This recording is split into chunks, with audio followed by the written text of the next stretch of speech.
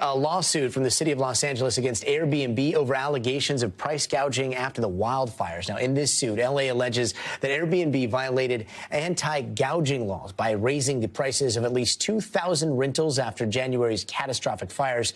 Airbnb has denied the accusations, telling NBC News that in response to the state's emergency declarations, Airbnb took action to help hosts understand their obligations with respect to price increases in Los Angeles. Joining us now is Los Angeles City Attorney Hydee Soto. Thank you so much for being here with us. So what is the evidence that the city of Los Angeles has of this price gouging? Well, the allegations fall into three categories. One is strict liability. Educating the host is not enough. Price gouging is one of those matters where during a state of emergency, you cannot raise prices by more than 10%. Airbnb not only did that, it was 2,000 to 3,000 price gouging allegations across the platform. And in many instances, we believe we have evidence to support the fact that the increase was due not to a choice of the hosts, but due to the algorithm that Airbnb uses that basically pegs pricing to demand. Now, I remember those days very clearly, and, we would hear anecdotally, we're not just talking hundreds, we're talking thousands of dollars, right? I don't want to preview the evidence on specific allegations. Much of what we have obtained by way of specifics is still under investigation, and some of it we got by way of administrative subpoena. Got it. So I want to be cautious in what I allege. I can give you that some of the price ranges increased pricing by, I think it was 300%, 307% increase, and 150% increase that I'm aware of. And so it's significant. It's not the kind of price gouging that's accidental. It's not an oops. And when you trip by that much during a state of emergency, you need to know it. However, we don't just allege the price gouging. The fact is that Airbnb verifies its hosts.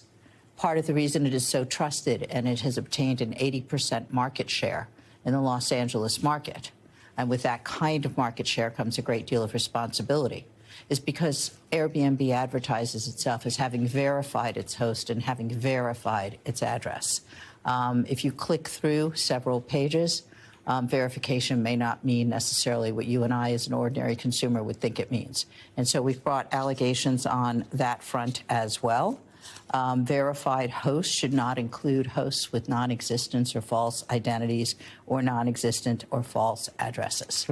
And so that's on them. Airbnb has also been pushing back, saying that back on January 15th, they sent something out that basically said that hosts who tried to price gouge would receive an error message based on them manipulating that price. Have you seen any evidence of that? I do know that Airbnb worked some with the state attorney general in January. I'm not vilifying any business or any entity. We don't bring lawsuits lightly, and it's not something that is pleasant for companies with whom we do business, especially in the city of LA, which needs business right now.